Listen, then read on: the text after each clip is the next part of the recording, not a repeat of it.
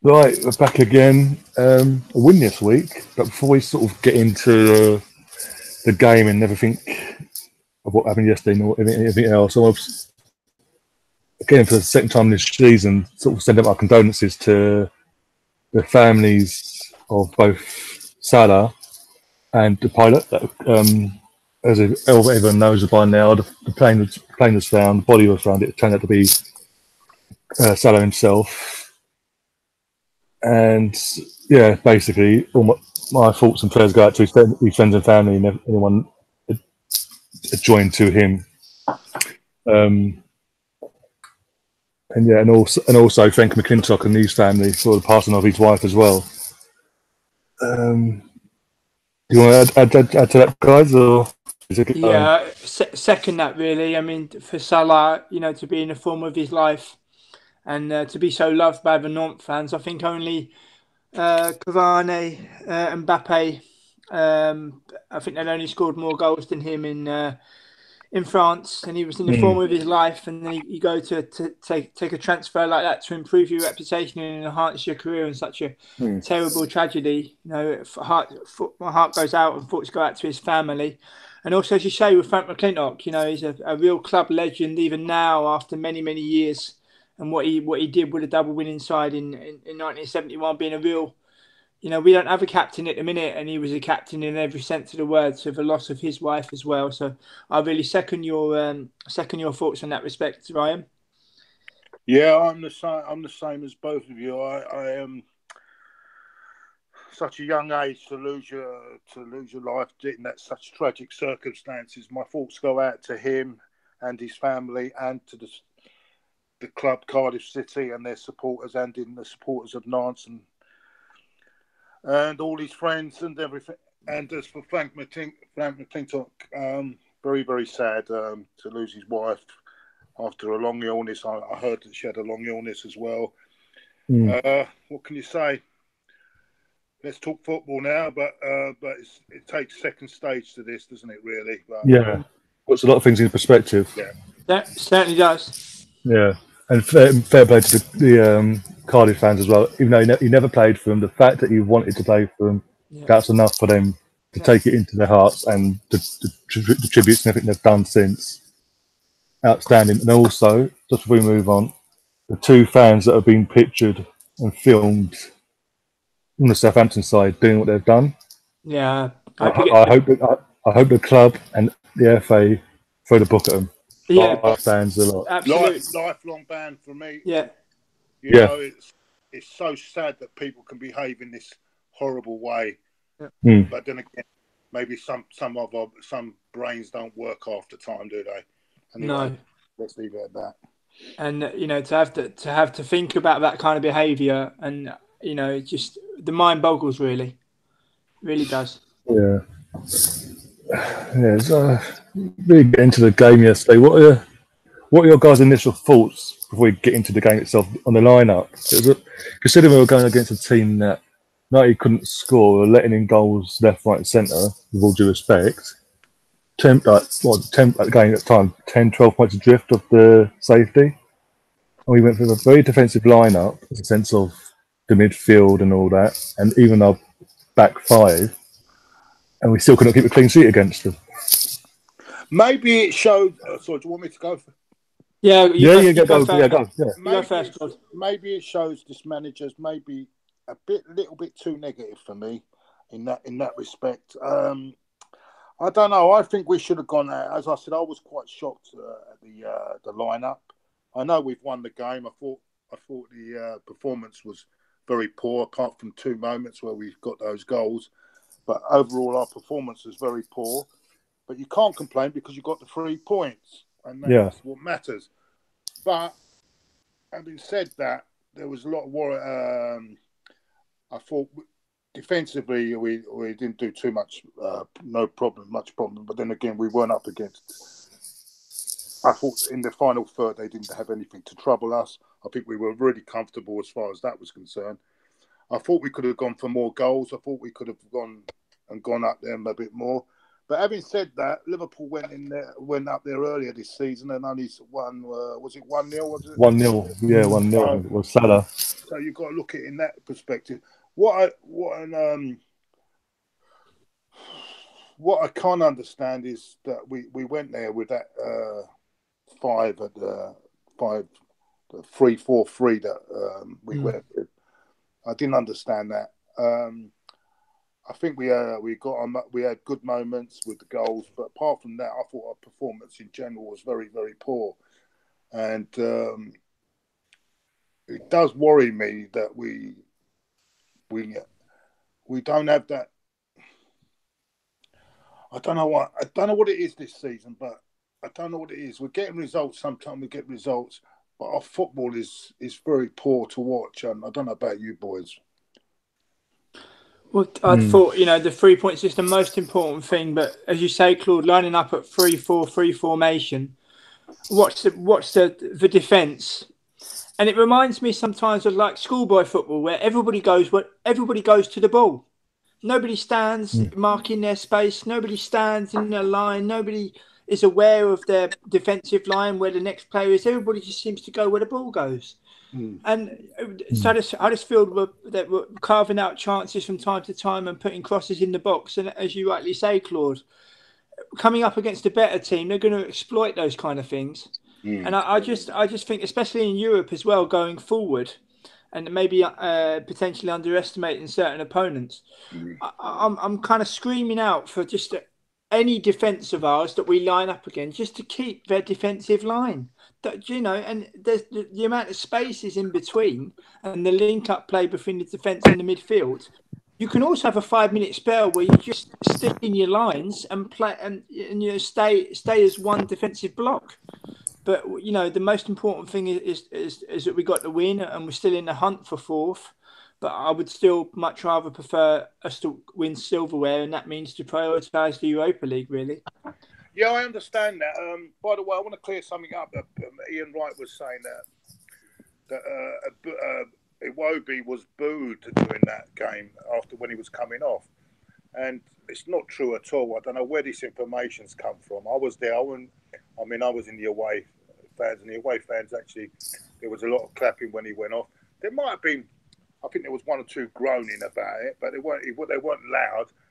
But to say that our fans were booing him is a bit much. And I've got a lot of respect for Ian Wright, but I think he heard someone called Tim Stillman, is it?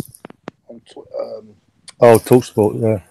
Tim Stillman, no, he's on Twitter. It's a very big account on Twitter. I think it's Stilberto on Twitter. He said that the away fans were booing. I don't know if he was at the game or he's making that up. I don't think there was any booing from our away fans when the Iwobi went off, and I think it's a bit naughty to say that. I thought Iwobi's performance, if I'm going to be honest with you, I thought first half, I thought he done very well. I think second half his decision making wasn't right, but I wouldn't say he had a bad game. I thought actually he was one of the best players on the day. But overall, the team performance was poor, and I'm just happy we won the game because at the end of the day, you can't moan because we won the game. But there's no reason why you can't criticise, even if we do win, certain aspects of the performance, because that's going to bite us later on. Yeah, I've got a question from Alex for the TV. He's asking, is there a case to play one striker up front until the end of the season? Yeah, it's very difficult to assess that on yesterday because I don't think the opposition were strong enough to test that theory. But I've always said that I prefer the more creativity with one striker up front. But because last week, if you watched against what's the game, Man City, we had two strikers. Yeah. We had two strikers up front, but there was no creativity in the middle of the park, was there? There was no creativity at all. So yeah, I do agree. I think that, but you can't judge it. You can't make a judgment on yesterday because, to be honest with you.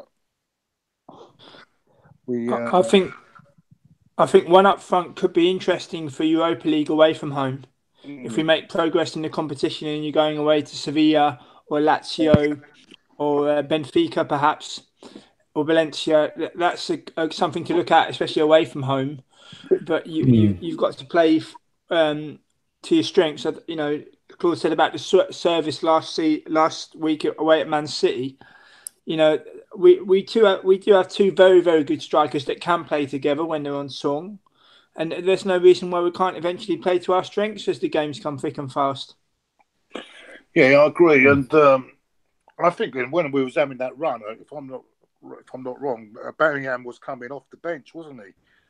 And scoring off the bench. And I just maybe that is right. I think we should play like that. The Ozil mystery goes on. I don't know what's going on. I think he's been. I remember when we was having that run and he wasn't playing too bad, and then suddenly that Leicester game he played really well, and then suddenly he was missing for one or two, come back, and then suddenly he's not in the plans anymore.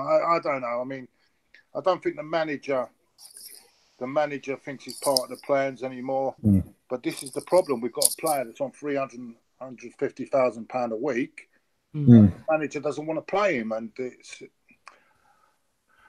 we keep hearing of whether he's got an illness here. I don't believe it, but he was training the day before. Yeah, exactly. It's an ideal game for him. I think Huddersfield would have been an idea to get his confidence back, but obviously not in the plans. And I don't know why Suarez wasn't playing from the start yesterday as well. I don't know what that's all about. I mean,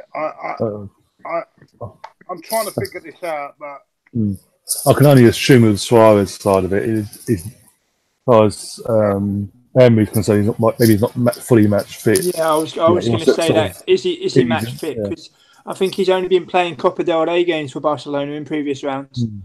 And I think it might have been on the bench for La Liga games, but never really featured. But yeah, I think that's a good point, Brian. Is he really match fit?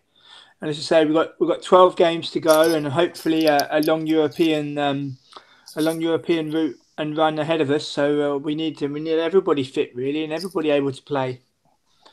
But does it? The Mesut Ozil issue, it divides the fan base, doesn't it? I mean, there's a lot of people say would rather have him in. Technically, if we're honest, technically, wouldn't you say he's the best player in our squad? Technically, creativity-wise, you'd have to say so, yeah. But it's consistent. It also comes down to consistency, because he's also known for being very consistent with us. He'll turn it on, for example, Leicester City. He just turned it on just like that. When it comes to the crunch games against our rivals, basically this season, the Tottenhams, the Man United, the Man Cities, Chelsea's, etc. He goes within himself. You don't see him at all. Yeah, but he hasn't been playing in them games, has he? He hasn't been playing in them games lately, has he? I think what doesn't help, because we're still getting beaten. You know what I mean? He wasn't playing at Man City. We still got beat. He didn't play. He didn't play at Anfield. We still got beat. You know, I mean, it's all right to say it's just down to him, but what about the players around him? It's not just him. You know, I'm saying. I think it's more down to Emery's philosophy, because he wants all these players to be like involved in the game, get stuck in, and not back out of challenges. And at Burnley, back at the Emirates before Christmas, the amount of times I saw like 50-50s, you'll just duck out of it and let the opposition have the ball. I think that also goes against him as well, because he just wants to be the creator, the that last pass, or to have the involvement in the actual goal. Doesn't really want to do the nitty gritty, which is what I can make out what Emery would want from all these players. Yeah, well, I don't know. I'm just sat there just as rumours until we get told otherwise. I think it's quite clear Emery doesn't fancy him, and as far as I'm concerned, Emery's the boss. Emery's made a decision based on what he wants, because he's Arsenal manager, and to draw a parallel, not in terms of quality. I know times have changed, but when George Graham arrived, he got rid of some players that were fan favourites in inverted commas. to smooth the pathway for a better team effort. And look how that worked out. And I think Emery's going to try and do the same thing. I mean, it's quite obvious he doesn't fancy him. I hope there's. Sorry to interrupt you there, James. No problem. I know what you're saying, James, but I know what you're saying. But then, if he didn't fancy him, and he must have, and don't tell me he doesn't know how he plays, because he must have studied him before he joined Arsenal as well. He knows Mesut Ozil, and don't tell me these managers don't watch these players. Yeah, why did he make him one of the captains of this football team if he didn't rate him at all? And why in certain games he's been made captain? You know what I'm saying? You've got. I don't understand this. I really don't understand it. Either you rate him, or you get rid, or you don't. He must have heard Mesut Ozil was all about when he first joined this football club, and one of the captains of the football team. So he's got to take a bit of responsibility as well. Absolutely. It's all very well here. We're all sitting on here and saying, "Oh, he's the boss," but he has to take responsibility. Yeah, absolutely. Concerned, whether we're Mesut Ozil or not, we're still getting the same results that we were getting last season. We're not that much better what we are last season under the previous manager. I think I think I saw a thing the other day where it's just slightly points-wise when it comes to the league. Performances obviously nowhere near better, but when it comes to points tally, we're closer to the top list than the other. I know, but I'm just there's slight improvements, but it's not full. You've got to remember, he inherited a hell of a lot of a mess, and until recently, we didn't know how much of a mess until back in January. Yeah, but he knew what mess he was coming into. Yeah, he knew what mess he was. That's why he took the job. Yeah, so let's put it that way. No, and he must have known about Mesut Ozil. And don't tell me, because these coaches don't just walk in the ground and not. I'm not saying that. He knew what Mesut Ozil was all about. Yeah, he made him one of the captains. Yeah, he also made Lauren Koscielny a captain, the first captain, when it's obviously injury prone. It's not going to be playing for about, and it's still quite injury prone. Yeah, and I just there are decisions that he makes that are still baffling me. Yeah. Don't get me wrong. I'm not totally saying he should go or I don't say that, but he does start to worry me a bit. But going back to your earlier query about the captain side of it, Ozil, I think initially in his head he might have thought, if I give him that sort of responsibility, that might help me help him. Might get a reaction out of him. Yeah, basically. As far as I'm aware, Emery's come with an idea of 5 captains, and the captaincy, if a player doesn't play or is suspended, it kind of goes down the pecking order kind of thing as to who's present. Yes, it's quite strange, and yes, it's completely different, but he's obviously doing it for a reason. And I also don't completely agree with this 5 captain kind of thing. I also find it strange. And Claude makes a good point. Emery is by no means infallible. He's also made some strange decisions this season, but it's also his first season. And I've been saying for quite some time, I do firmly believe that he's assessing all his squad, and that you'll see in the summer a huge turnover of players that he doesn't rate. There's the door, which in theory is the way it should be, because we've had players that have been stale for too long, players where there's been so much belief shown in them that are not quite good enough, and they're still on the payroll, but earning an awful lot of money. So I think that it's all a general assessment, and you'll see more turnover in the summer. But, I think he's just studying it bit by bit. And, as I say, to think how quickly a season goes, a long old season, and there's only 12 games left plus a European run, then I've come in quick, didn't it? Oh, yeah. It could be worse. We could be Chelsea fans at the moment. Because just touching on that, what you just said about play, what he's assessing players, and come the summer he's going to basically tell them where to go. Come the summer, rumours are it is media based at the moment. It's only rumours. Nothing's been confirmed for either player, the club, whatever. But Mustafi has apparently been told he's going to be transfer listed. The second season ends. He's one of the people that's basically not in these plans for next season. So already he's marking his plan already. But that's a good thing. You saw Mustafi yesterday. The ball was played down the line. He's trying to intercept. It's bobbled on his shin, and he's kicked out of play. Just in terms of general control. I mean, I watched Mustafi when I went to the Cardiff match at home at the end of January, and he's so far deep. You think he'd be playing as a goalkeeper, and the gaps in between that back line where they can't talk to one another, or they won't talk to one another, and you look at it and you think, hang on a minute, any job, any defence, you work together as a unit, but our ones just seem to be, no, I'll take care of that, no, you take care of that. There doesn't seem to be any kind of cohesion in that respect. Well, exactly. Also, I think you mentioned it before. Petr Cech came out in an interview and said before that the communication side of it, they all speak 5 different languages at a time. That's dangerous. Exactly. What I'm saying is there's no way he was doing it at Chelsea.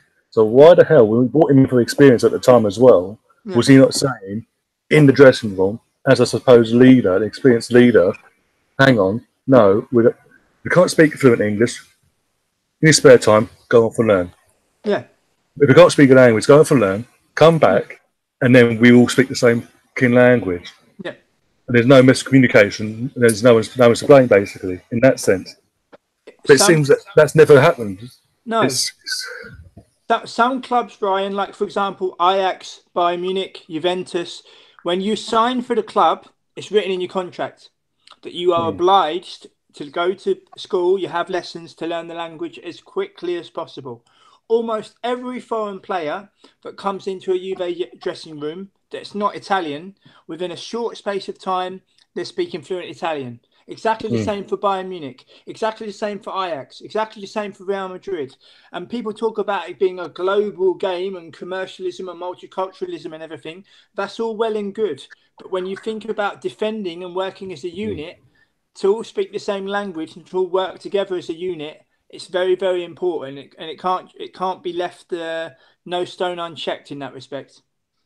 Also, because as you said as well, it also speaks what it must help Bellerin as well, because you said it as well before. It must have helped Bellerin having a Spanish head coach and assistant coach training day in, day out now, compared to, with all respect, someone who doesn't speak Spanish fluently. And you've seen that he hasn't come on he's world-class status, but he has improved from last season. His crossing has improved. Absolutely. He's still defensively inept sometimes, but he's learning, and he's nipping them out the bud slowly but surely. Rob Holding as well, who's English, by the way, is probably, Socrates aside, our best centre-back in terms of he suits Emery's style, and he likes to play with the ball to feet and move outward from the defence. He's the most comfortable with the ball. So it's just, we all know there'll be a clear out. Lichtsteiner's gone, Cristiano's probably more likely gone. Czech's retiring. Welbeck's been told to look for a new club as well. Ramsey's going to Juventus. Ospina might be going, might be staying, we don't know. Martinez is up in the air. We look elsewhere now, or we try and fight for number 1 spot next season. So there's no excuse. Xhaka is another one's got to be, in my opinion, transfer listed, because you can't just. Everyone's going, he's so much better with Torreira, but there's a lot of pressure for someone who's just come in from Serie A, who's still young and learning his own game, to sort of help out a so-called experienced midfielder partner who's captained his country numerous times. That's too much to ask for, and of course it then gets to a point where he's having burnout then in certain games this season because he's been overplayed. He's doing too much. Yeah. Sorry, Claude. Oh, I forgot what I was going to say. Now, with all these players going, now there should be no excuse now. We should have the money now available to really strengthen in the summer. I don't want to hear this. I mean, every transfer window, I hear the same excuse. There's something, we're not ready, we can't buy this, we haven't got enough this. But there's no excuse now, because if all these wages are being going, there should be some money coming in, shouldn't there? So plus with all the spin-offs with the Adidas deal, the Emirates deal is up. Yeah, is that up as well? Yeah, it gets renewed this summer with both so the with all that and coming in, sponsorship. There is no reason why we should be on this 40. I don't know where this figure of 45. John Cross. No, it's just John Cross being John Cross for clickbait. Well, and because he knows our fan base, what it is, most of them are going to meltdown. And that's what's happened. If John is winding us up, I will have a word with him. But you know what I mean? But it must be because not even 24 hours later, I can't pronounce his name, but David Ornstein come out and said that's a load of rubbish. There's more. There's 100 mil already. Dependent. That's before. If we're in Champions League or not. So it's one of the two's lying. Yeah. And then the relationship between Ornstein and certain people that they give him information that they want him to hear, that they want him to put out rather than the right information. But then I could be wrong on that. Also remember this time last year, but basically just before Emery came out the woodwork at the last minute, John Cross for days for over a week was batting out that any day now. Arteta. Even when Emery surfaced, it's a definite Arteta. Emery, it's all rubbish. It's all rubbish. So there's there's a reason why the club has sort of distanced themselves slowly but surely from John Cross because of the amount of stuff. The aggro he causes within the fan base itself has an effect on them. I think his nose has been put out of joint as well because he was so close to Wenger, and obviously gave Wenger, every bone Wenger threw him, he took it. I don't think Emery gives him the time of day, and I think that his nose out of joint a little bit. Yeah, and again, why should Emery?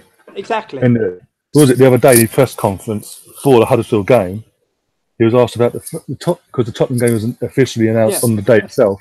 About Wembley, he's like, "When's that? March." Yeah. That's you asking about me that for now? Yeah. I think right now, I'm playing Huddersfield. Yeah. Then I've got Southampton, and then I've got Bournemouth. Yeah. Don't ask me about Tottenham until the week leading up to Tottenham. Yeah. I thought it was a great response from Emery. Yeah. Oh yeah. But if anyone else did that, oh Lord, well done, absolute comical. But with Emery, it's like he gets put down for it because he's new to the league, isn't he? Yeah. But also, just if everyone looks back when Pep Guardiola is different caliber of manager, obviously, or head coach, when you put it. When he came in at Man City, he didn't have it easy that first season. He had to do what Emery's now doing, figuring out who fits his system, who doesn't, and if they don't fit, he'll send them to anywhere. He'll send them to Sevilla or Turkey or whatever, just to get rid of them off the wage bill and bring in these players that he knows that will fit his system and adapt quick and go on. Literally, the first season he has his own team, breaks all the records you can possibly think of, and 100 points at that. And I know this season they're sort of struggling. They can't match that this season now because they've lost against Newcastle. That sort of quashed that, but they're not backing down. Basically, like years gone by under when Man City won a league, they'd always back down and then someone else would win the league. Even though Liverpool pushing it, and they're up there, Man City aren't backing down, and this is why I compare him to Pep, him to Emery. I mean, because they're having similar issues, just that we ain't got that sort of financial push from the owner, because the owner, for some bizarre reason, wants everything to be self-funded, basically, so he can take out and help out with these Rams who failed last Sunday, by the way, and bottled it, which is a bit of a coincidence, if anything, that he owns. We bottled the League Cup final last week and got battered last year, and then a year later, his beloved Rams got to the biggest game in America, basically, and they bottled it as well. And he financially puts into them. I think because that's where his priorities lie. Yeah. if his priorities lay with us, he'd put into us, wouldn't he? But they don't. His priorities lie with the Rams. And I mean, I saw reports of them wanting to build a new stadium now. You know, I suppose that's his next project, if you like, isn't it? They are building it at the moment. Yeah. It's been He's in he's like halfway through development apparently. No, or something. He'll probably put into that. So, you know, not trying to draw a parallel, but I suppose when Liverpool had Hicks and Gillette, you know, and it looked as if it would never end. You know, I suppose for us, you know, we've got to kind of ride that out, kind of thing. You know. I've just got a question for you, James, from Alex again, from the Cannon Fodder. Hi, Alex. Do you think Gabriel Paulista would come back to Arsenal if Emery asked him to in the summer? Oh, that's a question. No, I don't. I think he's very, very happy in Spain. I think he's very, very happy in Valencia in excellent form as well. And Valencia are going to, I think they'll have a good run in the Europa League. I think he's happy there. And I don't think he'd entertain coming back to Arsenal, unfortunately. I'd have him back tomorrow. But I think, you know, he played at Villarreal before moving to Arsenal. I think he's happy back in Spain and good luck to him. But, you know, again, it goes back to the short-sightedness in the future where in the past, where we buy a defender for 15 million euros, don't play him as much as we should, and then sell him for a 5 million euro loss. And he goes on to have one of the best seasons where he's coming in to be one of the best defenders in Spain at the moment. Well, yeah, and also I've got another question from Richard from Arsenal TV. He's asking, I'll ask you as well, Claude, as well. If Iwobi doesn't perform and get his end product right, do we give him another season or we just sell him in the summer? I think he's very young, isn't he? He's still very young. It's a difficult one. Thing is, he has improved. He has made improvements compared to last season. Yeah, so I think he's improved a lot, and I thought. Yeah, I just feel that if it's just his end product and his consistency, surely Emery would want to give him another year just to see that whole pre-season and then go again. Because I think it'd still be a good enough to be in the squad anyway. No, I'd keep him on. Yeah, exactly. He's on a big. Also, got to remember back in the summer he's on a new contract, so he's still on a very big contract at Arsenal in the sense of length. So it's not like we lose much from giving another year. Yeah, what about yourself, James? I'd keep him on, but this is another one which divides the fan base a bit. You know what I'm saying? And, well, especially the Ozil fans, anyway. Yeah, so you know, it's. I don't know. I'd keep it. I'd definitely give him another year because I still think there is something there. I do think there is something there, but as I say, it's frustrating at times because I can see a player there, but just getting that, as you say, end product. But having said that, I thought he had a good game. Yeah. In the second half, he run out a bit of maybe it was tiring. I don't know what it was, but I thought overall, I thought he had a good game yesterday. And I've criticised him in the past, and I've been one of his critics, but I think he's getting there. I think he is getting there. Yeah. So, what is yourself, James? In my opinion, Ryan, I'll give him another season. I think Emery gave him the long-term contract with a view that if he's not improving, time goes on, I think he would entertain selling him. But yeah, I think one more season to see how he develops and how he improves. There are signs of life that he has improved, but in my opinion, I don't know if it's his style of play. I don't know if it's just the general traits that he has, but he's just in some cases far, far, far too eager. Where he's always looking to go forward at pace, and ends up losing the ball when he could have just played the ball wide and starting an attack from out wide.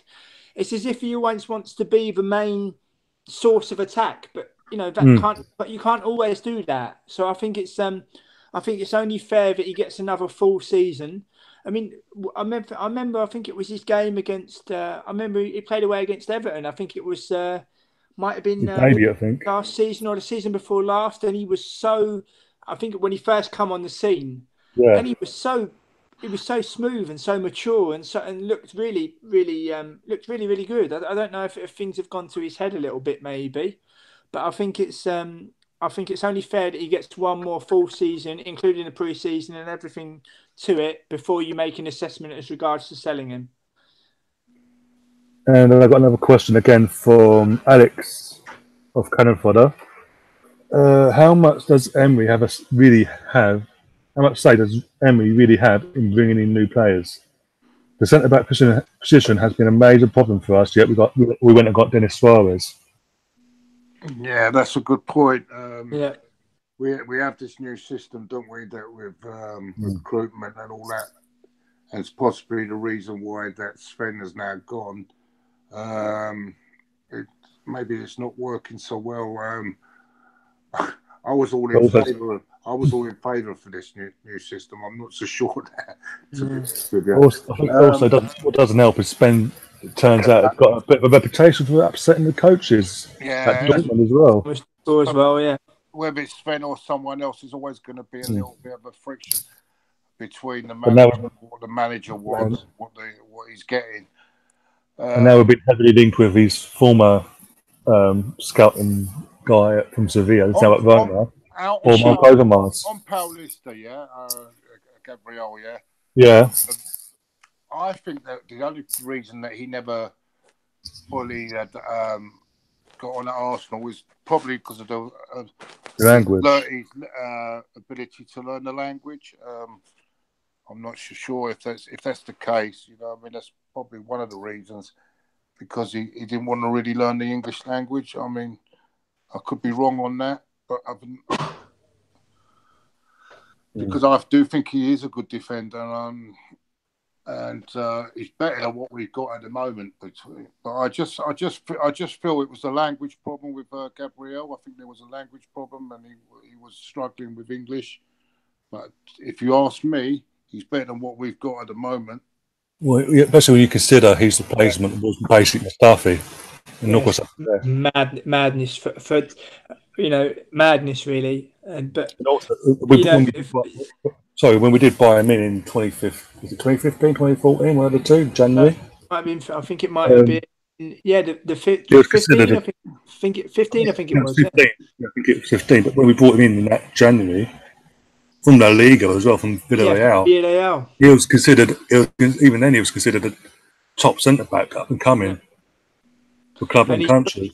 His performance in the FA Cup semi-final against Man City in 2017, that was marvellous. That was absolutely. Yeah. You could see at the end of the game he was absolutely broken, but the man had given everything to help ensure the final. I think what also didn't help him was getting played at right back most games as well. When he's not right. He's a centre back. This is another problem with the previous manager playing players in the wrong positions and not playing them in the right positions, and it messes them up completely. Well, even what was it now? We've got it now. Mustafi is a recognised right back. Was he playing for his country? Yeah, he won a World Cup as a right back. Yeah, exactly. So why are we playing him as a centre half? He's a right back playing centre half. This is all this previous manager. Even this guy's not playing him at right. I mean, we're playing people like Maitland-Niles at right back. I like Maitland-Niles, but he's not a right left back and right back. Yeah. Why are we playing players that play in that position? Why is he playing like someone like Xhaka centre half when we know we're players that can play there? You know what I'm saying? I don't understand. I do not understand these. I'm sorry, I don't understand it. Why we play these players out of position all the time? It goes back even to Wenger's days, you know, when we had our Sharvin playing as a bloody winger, more as a winger than as a number 10. Midfielder. Yeah, you know what I'm saying? Our Sharvin was a number 10. He's never played there because you know why? Because we had Robin van Persie. We bought our Sharvin at the wrong time, mate. I'll tell you what it is with this. We seem to buy players that we don't really need, like. This transfer window, did we really need Suarez? Be honest with her. Did we really need him? Not really, but at the same time, I can understand why he would have got him in now. Because if he sees him as a replacement for either Ramsey or someone in the midfield, he'd want to see if they work. Bring him in, see if he works out, and if he didn't work out, obviously, he can look elsewhere. To say, "Oh, look, we brought someone in," just to make the fans happy. Oh, we brought someone in instead of not buying anyone at all. I don't know. I don't, because I think Raul was the main part of the deal getting over the line in the end when it did. Because of obviously him being working at Barcelona, he was never that sort of person just to make it. He went up for top quality. Yeah, but we went up with 4 players and we ended up with 1, didn't we? I would have rather preferred Carrasco or Malcolm, them type of players. That's what we really need. That width, that width. But that's the type of players we need. Bit of pace. Yeah. You know, this guy that we bought hasn't got any pace, has he? He's yeah. To me, it reminds me of a I don't know. I just don't see it in him. Maybe, mind you, having said that, I'm not gonna go too far on it because, as you say, he's only played. He's hardly played any games this season, so I'll wait and see. But I don't like what I'm seeing at the moment. Anyway.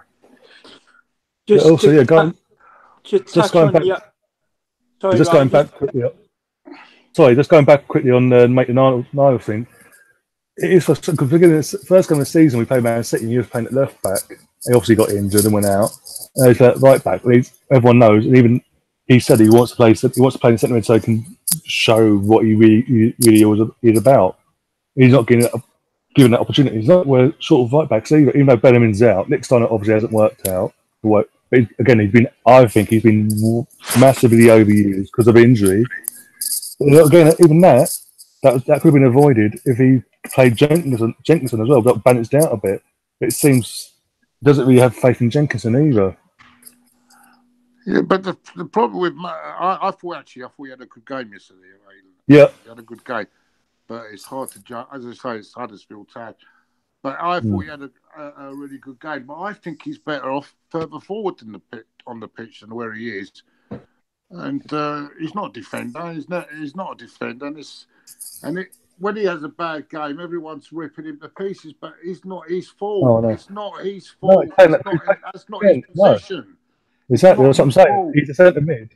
He wants to play centre mid, but he wants to show that he can play in the role that he wants to play in, which is centre mid. So he can show the head coach that he can adapt to him. But he's not been able to do that because. What was it the other night? The last one was at Chelsea a couple of weeks back when he came on. It was literally on he came on centre mid. What was it? 2 minutes. Mustafi's gone off. Then he's had to drop in the right back, so someone else got. It's like, the poor kid. He must be. I feel sorry for him. You know what gets me? We're leaving people like Ozil at home, yeah, and we've got elders there. Oh, that frustrated me as well. I'm not having it. That's what I'm saying. That our lineup yesterday, considering who we were playing, was too defensive. Are we really going any further forward with this guy, than what we were going with the previous manager? Because I see the same. I'm starting to see the same sort of traits in this guy in a certain way. But also, I think he's given certain players enough rope to hang themselves. Unlike the previous manager, if we're not performing, as we've seen with Ozil this season, he'll drop it. Get picked. It's like beginning of season. Gary Neville's at best beginning of season. Yeah, but we've got. He's basically coming. Is certain players who haven't exactly performed. He's like, okay, here's the rope. Let's see what you do with it. And they're literally just hanging. They're not doing what they need to do and proving him wrong. They're proving him right, and he's just making it easier for him to come to someone and go, right, you out. This is who I want. Raul, can you go and get it, please? Yeah, it's all right. Very well saying this, but this is the problem we've got. Let's look at Mesut Ozil. 350 grand a week. 350 grand a week come the end of the season, right? Yeah. There's 2 years left in his contract. I'm happy to stay here and I'll sit on it. Right? What do you do next? You tell me. So you can't get your money back from him. He's happy to sit there. And we've got a manager that won't use him at all. So we're stuck, aren't we? We're absolutely stuck. So why not try and get on, have a relationship with the player and get on and try and... I think he has tried. It's just whatever's gone off in the training. Because we don't know what's going on. we don't know what's going on in the training field. That's the problem. When it comes to training, we're not seeing or hearing what's going on. There's something must have gone on either beginning of the season or whenever, and it's in Emery's brain. It's like switched. He's like, no, I want you. I don't want you now. I think it speaks volumes that the board aren't even forcing Emery to play him. Because you see, for example, with Mourinho and Pogba at Man United, it was like Mourinho wanted to drop him, but he couldn't because the board wanted to play him. And at the end of the day, who won the war? Pogba. And now look at Pogba's now playing. And who's going to win? Who's going to win it in the summer when we've got a situation where we can't get him off the wage bill? What will happen? The board will get rid of the manager and get someone that will try and work with him. Because if they can't get an understanding there, I'm afraid this is what's happened. Player power's taken over, mate. Whether people like it or not, right? He's not going to move unless he won't go to China because he doesn't want to go to China. He could probably get more money there. He won't go. None of the top clubs will pay it. I think PSG. Well, actually, I think PSG were trying to get him. He didn't want to go there. On loan, but he didn't want to go. But the club itself were like, you can go. He just didn't want to. Right, he doesn't want to move. So we're stuck, aren't we? Because at the end of the day, he's blocking our path to getting other players in because of his wage. Well, it's going to have to come down to it. What's more valuable to them? You got by the summer, 2 years left on his current deal. Yeah. And his age. And plus his age. And his age is a big factor. I mean, Claude makes a great point. It's a scary proposition when you think that it's not beyond the realms of possibility that such a thing can happen. But wouldn't that be a crying shame? That Arsenal, after giving one manager far, far, far too long, give his successor a potential one-season tryout and decide to wield the axe because he's not playing, in inverted commas, the best player in the squad. For me, it goes back to when Ozil signed the 5-year deal, and the official explanation was he signed it because it will cost us far too much. It will cost us far too much more money. Cost us more money to replace him. What a load of old rubbish! But the decision has been taken by the old regime, but that's by the by. If I can just quickly. You mentioned about Monchi or Overmars being based here in Amsterdam. There's lots of speculation regarding Overmars, but I can safely say I don't think Arsenal are going to go full pelt for him. I don't think he'll be leaving it Ajax anytime soon, and I think Monchi would be the better option because he's worked with Emery in the past.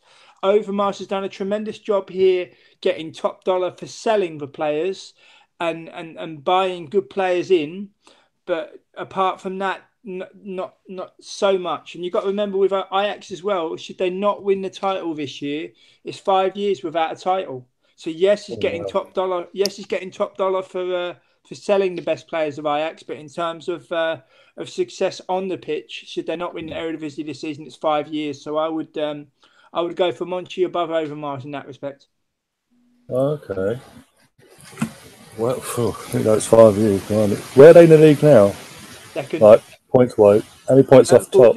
They're 6 points behind. They lost to Heracles away from home last night, and PSV drew with Utrecht. So it's now a 6-point gap. Yeah. It's a 6-point gap with 13 games. With 13 games to go. So many a twist and turn ahead. It's not beyond the realms of possibility, but the pressure is on for them to win their first Eredivisie title in 5 seasons. Oh, okay. Yeah, because it doesn't help they get battered 6-2 by their rival another week. To lose James, did he have a big fallout with Bergkamp? I heard the fallout with Bergkamp actually. They decided. How can I put it in the most simple way? Peter Bosz decided to leave for Dortmund. And before that, there were rumblings of discontent. Yeah. And what it was is it was like a small ultimatum. You know, they did have a bit of a fallout, but Bergkamp was very, very quiet behind the scenes. You don't hear him speak. You don't hear a peep out of him. and I think the board were a little bit short-sighted.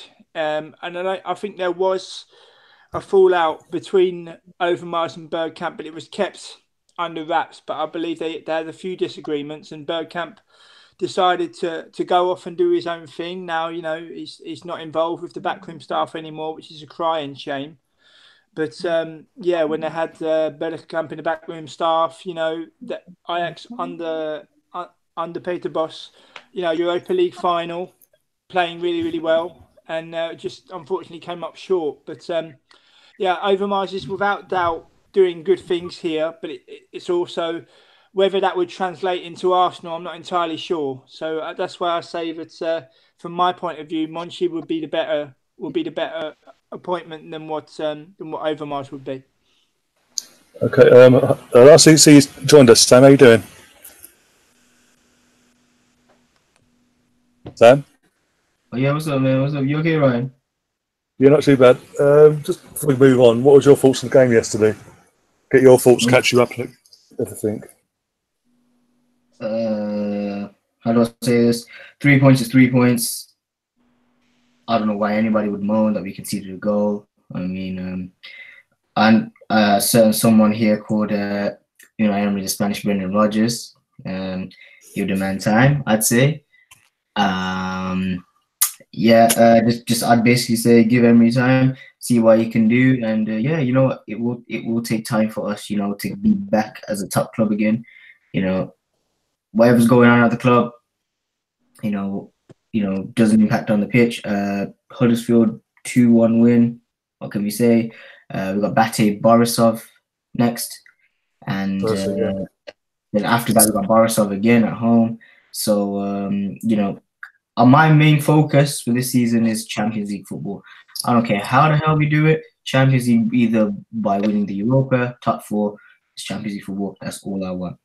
So yeah.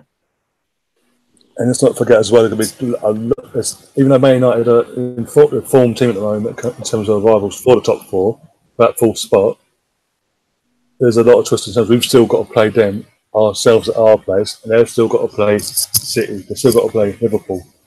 I think they've got to play Chelsea in the league as well, along with the FA Cup.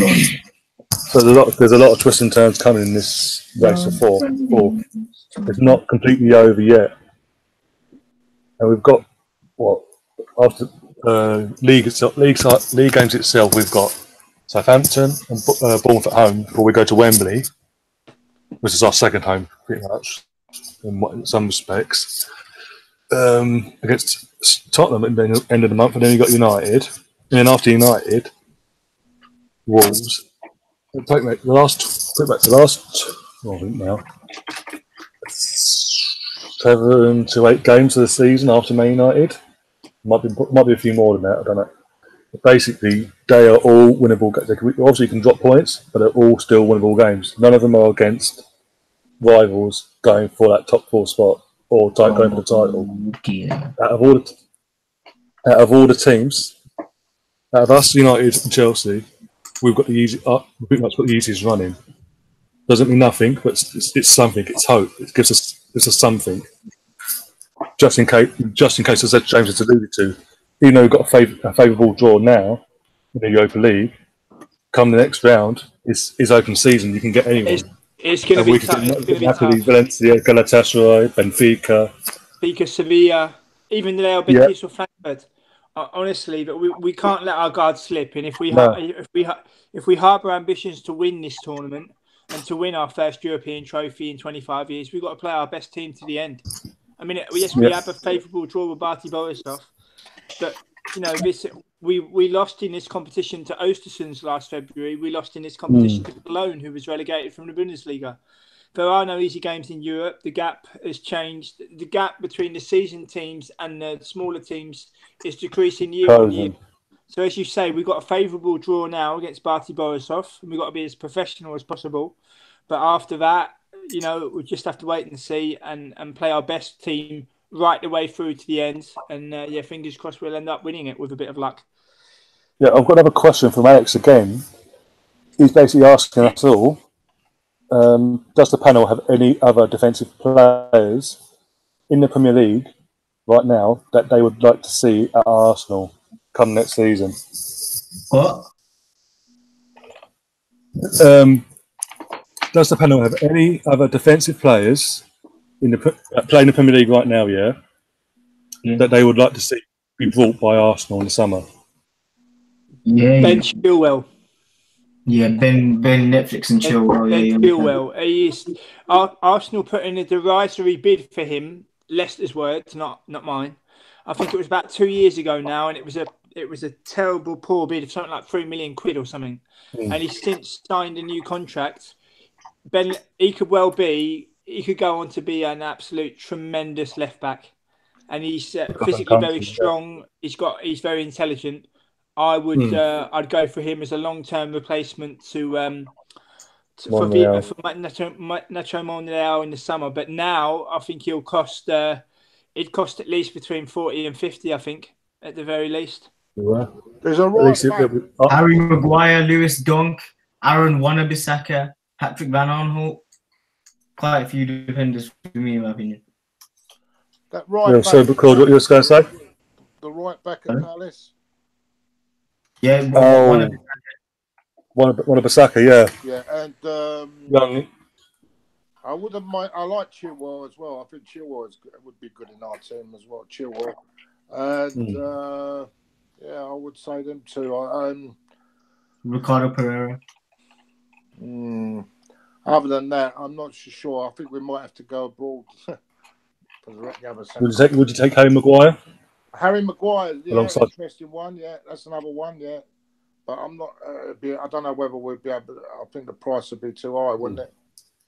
What about this? Could be another Southampton part 2 when I say this, if it did happen, in the sense of where he's coming from. Toby Alderweireld. Hasn't he got enough? Hasn't he extended his contract?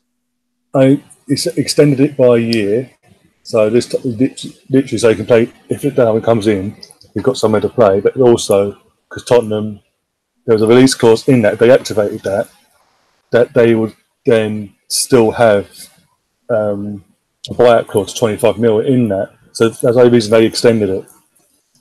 They don't want him there. He doesn't want to stay. He wants to move on. But because it looked like no one was coming in January for him, which no one did, obviously. They extended his deal to make sure come the summer they've got something for him. Don't he have this is the worrying thing about it. Don't he have a bit of an injury record, this guy?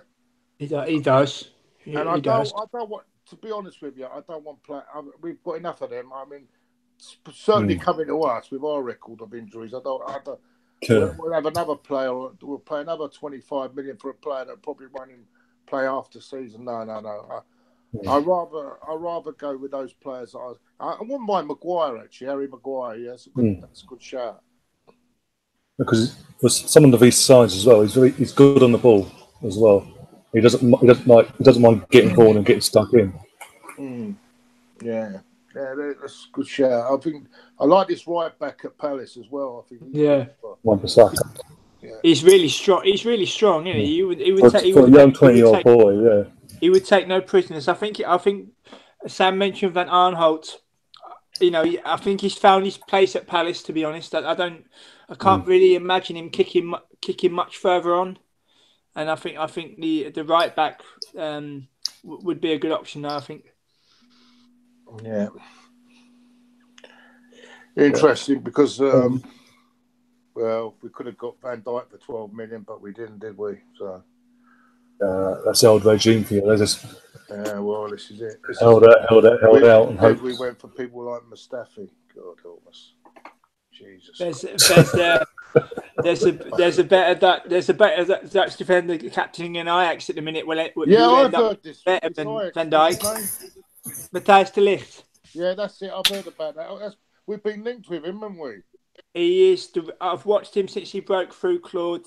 He is the real deal. And also to captain Ajax at the age of 19, when you hear him speak to the media, you'd think, hang on a minute, that can't be a 19-year-old speaking because of the way he puts himself forward and conducts himself. Like they've had difficult results against Feyenoord and Heracles. It's curtailing the league campaign.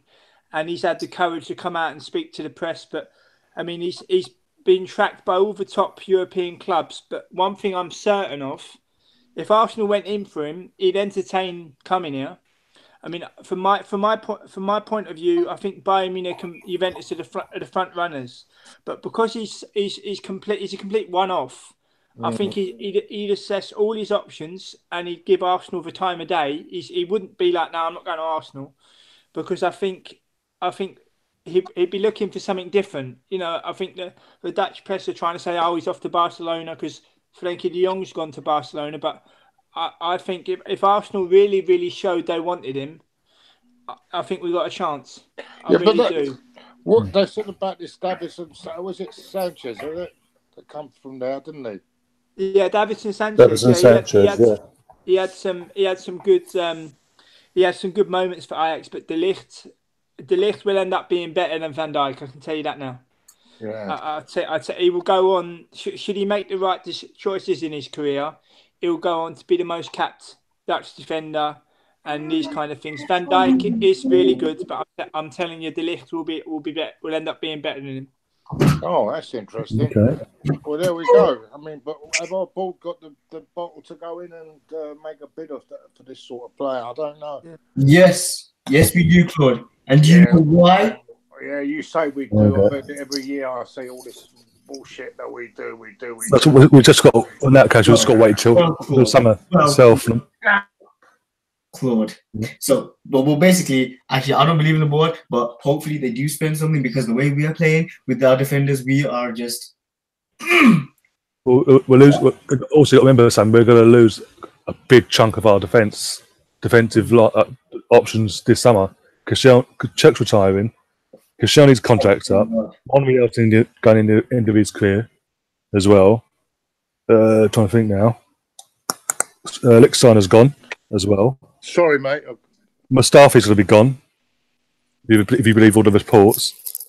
So we're going to have to go out and strengthen some way, one way or the other. But the positive is it gives us a chance to build the defence up brick by brick, and to avoid having the same problem we've had year on year. You got to take the positive that we've had a terrible defence for years on end. I mean, as I said at the start of the podcast tonight, even yesterday, everyone's going to where the ball is. Nobody's marking their space. Nobody's marking their man. Nobody's tracking or looking further ahead than the next pass that's being played. Everybody's just running to the ball. And the thing is, with this defence being ripped up and starting again, it gives us a chance to get it right. And we've just got to identify the right players and not try to be, you know, Wenger used to believe too much in players that were not good enough. We've got to give Emery a chance now to identify the players that he wants and players that he wants to bring in. And I'm really curious as to what players he's going to identify. Well, he's not going to identify some random trash. You look at it as well. Sam, what's that? He's not going to identify some, like, anybody just random and that's like trashy like Wenger did. Like Wenger and that stat DNA thing, right, that Gazidis had is absolute trash. It was absolute trashy idea. We spent 70 million on Xhaka and Mustafi. Absolute trash. And you know Emery, he's got the ball. He has to have the backing of the board, and they'll go out and find defenders that will, you know, reinforce the team. Not just defenders that can, you know, that can contribute to the team. Mustafi is £35 million we paid for this guy, and at the same time, this guy can't perform consistently enough. And then, you know, Socrates was a mad coup in my opinion. What was it, 80 million we got him for? He's been a good signing, but defensive wise, you know, we need to identify quite a few people. Midfield, we need to bolster that as well. It all starts from the back. When Arsene Wenger first came to Arsenal, this is what everybody will say. He inherited the best defense in English football. We was known to have the best defense in English football. Sir Alex Ferguson said it's your defense that wins you games, not just your attack, score and goal, but your defense. And it's just shocking. Like, without a doubt, Hector Bellerin and Rob Holding have been two of our best defenders this season, and they both have long-term injuries, and we won't see them till probably 2020. And Rob Holding's back in September. Well, he's back in September, but assuming everything goes okay, obviously.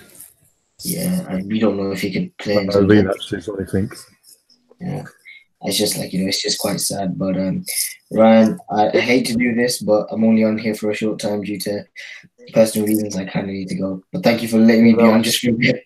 Bye, James. Bye, Claude. Yeah, catch up with you soon. Yeah. Take it easy. When it comes to the recruitment, we did that recruitment lot, brought in all the ones that brought that bloody Liechtensteiner in. So I won't go too No. All it's going to cost us is wages, and I think initially they thought they were getting someone here for experience to be backup. And a 1 year deal. We're not tied down to anything. Liechtenstein being on a free with the experience he's got. I mean, he was a huge part of that Juventus winning dressing room. I don't know if it's the Premier League's too quick for him or he's just not entirely. I think it's just the pace of the game. Yeah, the pace of the game in England. But I thought for one season, I didn't think that was a bad deal. I saw midweek we was linked with the Spanish left back of Benfica, Alex Grimaldo, and I watched him play for Benfica here in Amsterdam in the group stage game back in October, and he made some really, really good runs forward, especially from set pieces. So he could provide another outlet as well. So, but I think in terms of a left back, yeah, but can he defend? Well, that performance they played against Ajax didn't play very well, and they since got rid of that manager they had. But he appears to be quite good. I can see why Arsenal have been linked to him. But if I had to choose, Claus, I would go for Chilwell. Yeah. Yeah. Definitely, there's got to be 8 or 9 players out of this squad, but in the summer, I'm sorry, they're not good enough to play at this football club. 8 players have to leave this squad in the summer. And we need to what we need to do is bring more young players in and buy a few more players in the summer. I don't want to hear this. Oh, we can only buy 2 or 3. We need to do something this summer. There's no excuse anymore, right? Because every year I hear, well, next year, then the next year, then the next year. And we go around in a circle all the time and we don't get anywhere. Now we've got this summer, we have to make a big statement. The club has got to make a big statement one way or the other. Oh, definitely. I've got another question. People I'll tell you what, Czech's gone anyway, isn't he? Let's go for it. Yeah, we know he's retiring, so. Right, Welbeck will be gone because they're not going to renew his contract. Then you've got Liechtenstein, don't even bother. What's the other ones now? They all got to go, mate. Xhaka, I'm 50-50. I'm not sure whether he. Then you've got Mustafi. Koscielny, for me, I'm afraid. I love the guy of what he's done for us in the past, but he's coming to an end now, right? All these players are not good at. They've got to go. I mean, what else is there? El Neni. These Ramsey's gone. You know what I mean? There's a lot of clearing out. We've got a lot. We've got a lot leaving players here, right? On ordinary players. Even if he doesn't believe in Cole Jenkinson, get him off the wage bill as well. You know what I mean? We've got to do something. We can't be keeping all these players, ordinary players in our squad. We are miles behind Man City. We are miles behind the top. And if we've got to bridge this gap, it's got to be done. We can't do it like we can't carry on like we've done this season. We've done nothing this season, have we? He's coming. I'm not being funny, right? He had even last summer, right? He came into the job, yeah. He must have known what he was coming into.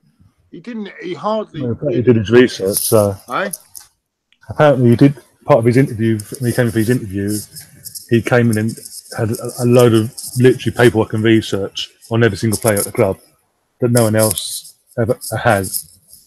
And his insight into the game itself is what apparently got him the job in the end. Yeah, but if he's got such a research on these players, he wouldn't. I think he might have been. They wouldn't be here. They wouldn't be here now. But also, I think because most of them are ended their contracts at the time as well. I think he was told, just give him this, do this season, and then next season, your second summer, you can go out and get who you want because the funds will be there in abundance. because of wages and everything. See, this is another thing I'll tell you, right? You go on about Ozil, but there are other players there that he hasn't dropped this year.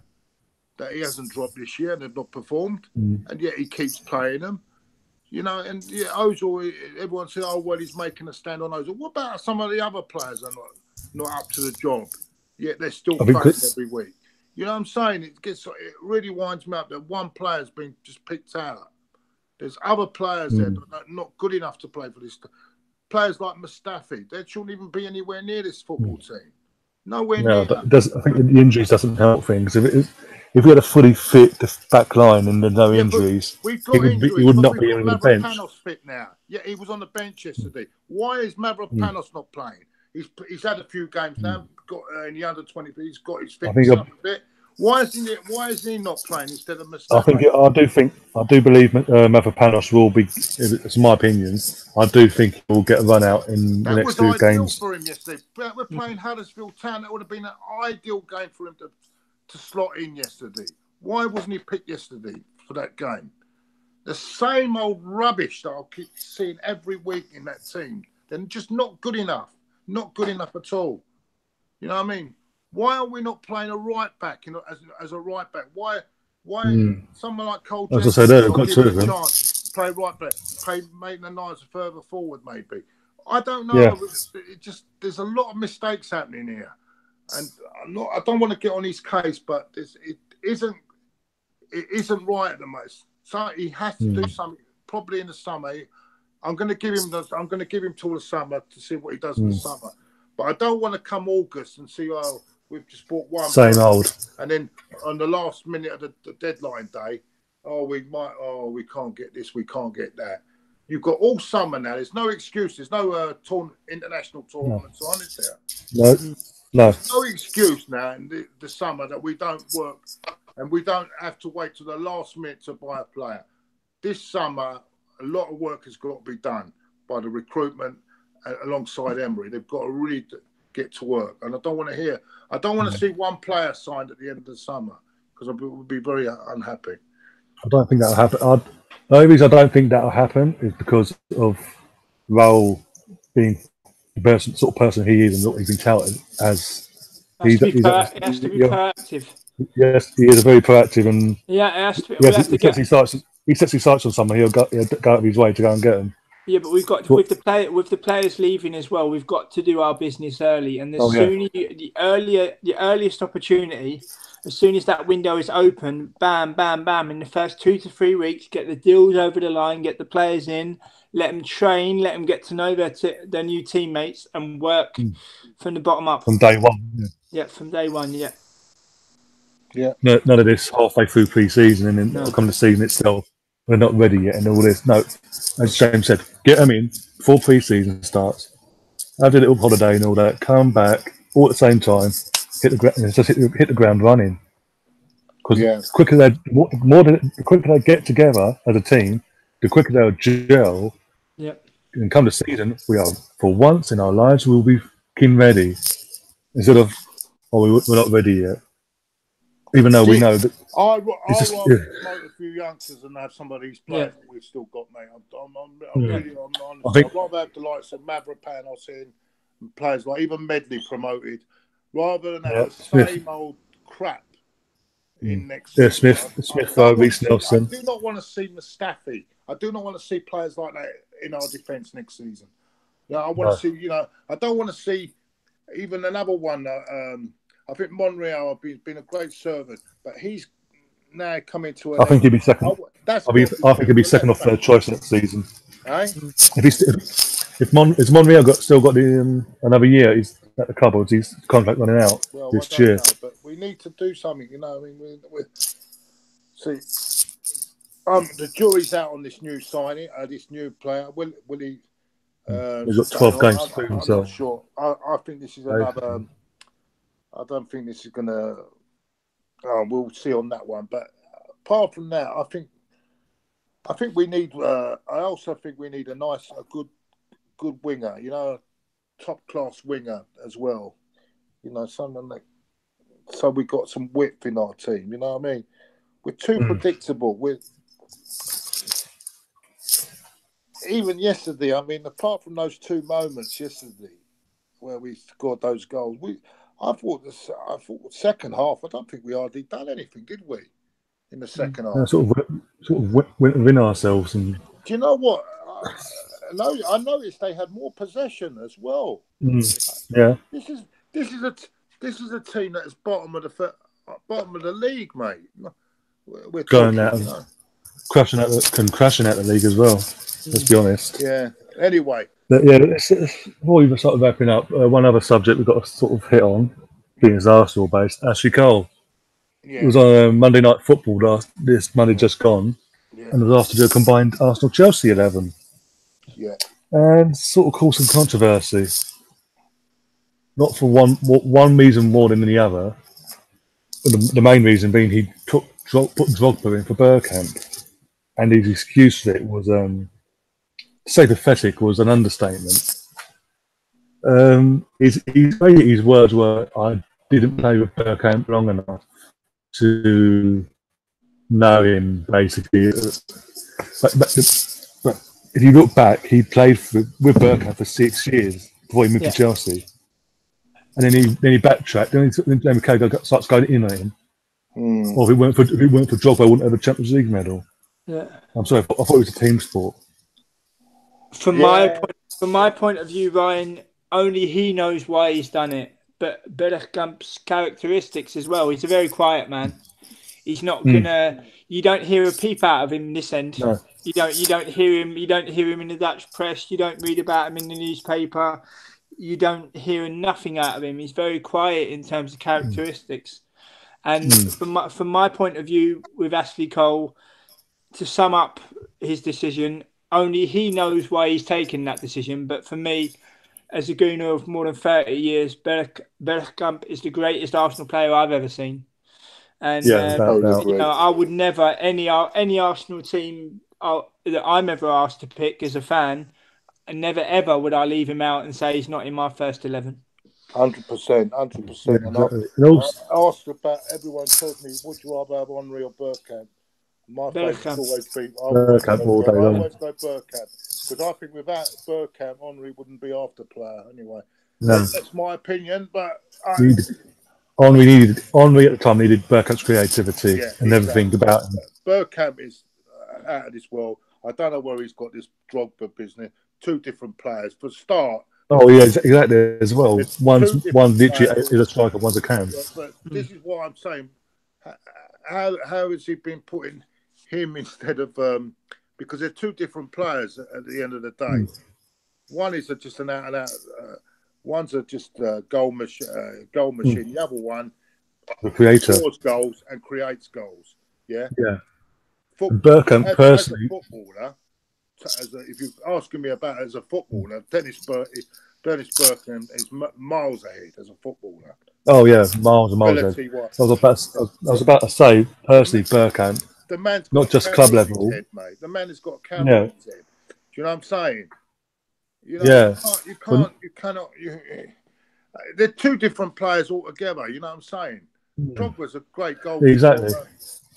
Different type of players altogether. And why? If anything, he should be comparing Drogba to Henry.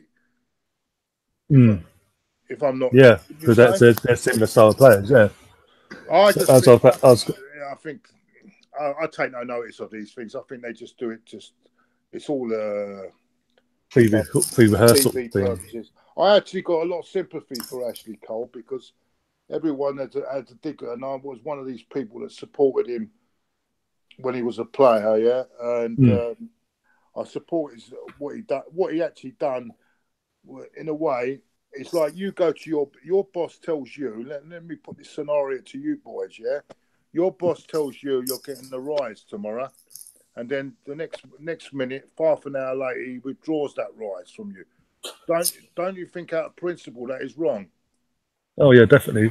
I think it was just the manner of how it came across to the fan, how he wasn't exactly on the time. They took the piss out of him.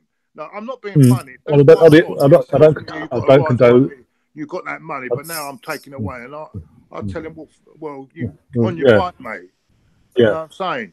Yeah, I'm not being funny. Yeah, that's what people got to realise. Yeah, it doesn't forget about how much money. It's not the money, how much money he's earning, and all this business. Maybe Ashley Cole could have put it in another way, but at the end of the day, whether you're on 100 grand, if like 100 grand or 100 quid a week, or 200 quid a week, it's the same principle. If you're offered a rise and then you're told you're not getting it, I'm sorry, that is taking the piss. Yeah. You know what I'm saying?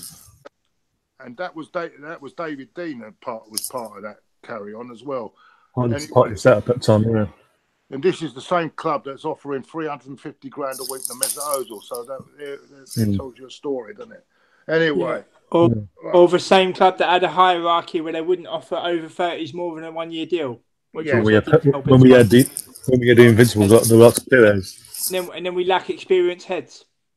Yeah, exactly. So let's not be too hard on it. I don't agree with him, but I think maybe when they're putting these teams together, they're not thinking 100%, and maybe they've got a few drinks as well. So let's leave it at that. Yeah, just before we move on quickly, I was going to say before, personally, Bergkamp, not even take the club level out of the equation, probably scored one of my favourite goals on an international stage. Oh, brilliant. Ever. That was World Cup '98 against Argentina. Yeah. The ball that came across, and the fact he just, something in his eye, took it down in Marseille, and took it down, hit it first time. Oh. Did you know who else could have done that? Did you know, guys, that before he broke in at Ajax, he was training to be a physiotherapist. He was 17 years old, and he was training to become a physiotherapist, and he was combining it with football. And his parents were saying to him, you got to make a choice sooner rather than later. And he was drafted into a Cup Winners' Cup match against, I think it was away from Malmo. I think Johan Cruyff drafted him in. And then it went from there. I mean, he's just loved at Ajax as much as he is at Arsenal in terms of what he did for the club. And, there's a very, very old interview on YouTube that he gives to Dutch media where he's saying, I was studying physiotherapy, and, my parents were telling me, about having to make a choice and being aware of, I think he had to take the boat from the Netherlands to Sweden or something, because obviously he had, fear of flying, but even at that age. But, I was always used to hearing him only speaking English, obviously when he was playing for Arsenal, but emigrating to his home country, for the reasons I did. And when you hear him speaking his own language, especially at that young age, I mean, I'll try to send you the link to the interview and give you a bit of translation for it. Well, it's really, really good. I mean, he wasn't just a smart footballer; he was completely one off. I mean, I don't know if either of you have read his autobiography, but it was just I've got that behind me. Tremendous player, and for me, the greatest Arsenal player I've ever seen. Yeah. No, I got his autobiography because my brother got it for his birthday. He was like 5 or 6, because of his colour of my brother's hair and his sort of build at the time. It was like, or maybe he went to a game that you look like Bergkamp. He's like, so he sort of that idea in his head. Because only sort of one of his, even though he never got to see him properly, sort of one of his players, and he got interested in that. So he got the book and read the book, and he's just. But he's a very humble person as well. Because remember, extremely. Last season at Highbury, a match day was dedicated to him by the fans.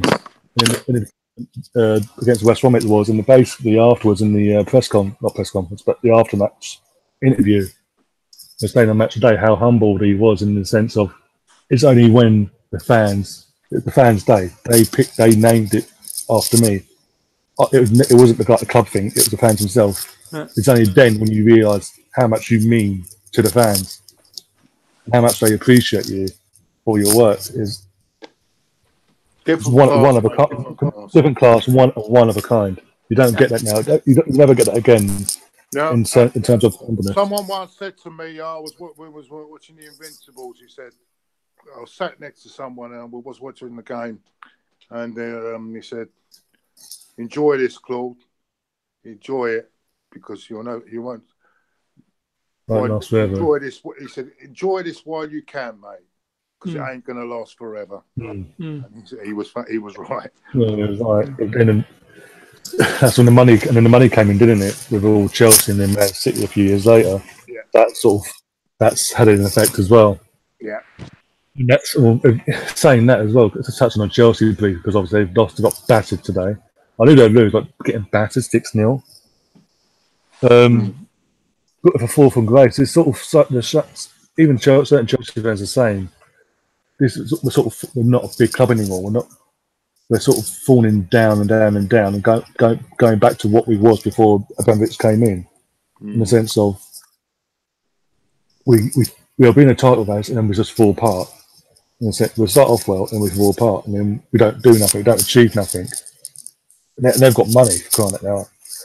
But I think but it doesn't help when Abramovich, I believe, don't hold me to this, does want to sell up because obviously he can't come to England no more. He can't get a visa. I've heard those rumours as well. But what goes around comes around, isn't it? Yeah. You know, I mean, all those rumours years ago that Abramovich first approached Tottenham and they rebuffed him, and then he decided to go to Chelsea. Yeah, what goes around comes around, isn't it? But it's still a long way to go this season, and many a twist and turn ahead. Guys, it's been a pleasure as usual. Yeah, thank you very much. Prediction for the next 2 games in the Europa League. Because obviously that's our next two games in the Europa League. So what's your score for both games and overall? 2-0 over there and 3-0 at home, I think. Okay. I'll go for 2-1 away from home and 3-1 at home. We beat them. Didn't we beat them 5 or 6 last year? 6-0 last December. But I think I don't know if their domestic season has started yet, Claude. I don't think so. But we've got a very favourable tie. But they were unlucky against PSV Eindhoven in the Europa League Champions League qualifiers back in August. They lost 3-2 at home, I think it was. Ooh. And considering who we could have got, we've got a very favourable draw. But you know, be as professional as possible. But from the last 16 onwards, we've got to really be at the races every single game if we're going to win this competition. Exactly. Guys, I'll probably see you both at Barty Borisov at home, and I hope you both have a good week. Take care. Thank you. Have a good week. Take care. Thanks a lot. Bye-bye. Cheers, James. You guys take care. Bye-bye. Cheers. Okay, Ryan. Thanks for having me. Pub, yeah. Yeah, no problem. I appreciate you taking time out to come on in the first place. Okay. I hope to get you on again. I hope to get you on again soon. Probably for the North London derby with you, the league. But we'll see whether we're available or not. I'll message you on Twitter. Well, can you tell Half Pint to get his acting order next time? I will do. I'll even use them exact words. I'm very upset with him today, not being on. I'll have a word. Don't worry. But again, as I said, this is what happens when you hang out with Dino. Yeah. Oh, well. Yeah. I've met him. I spent a week with him in a very. I can't say where because I'll go live and I'll DM you about where I met Dean. But yeah. Oh yeah. Well, to say he's alive, wise an understatement. I've had the pleasure of meeting Dino. I've had the pleasure of meeting him. Bit of a character, yeah. Bit of a character. Yeah, he is definitely a character. Anyway, very much for their life.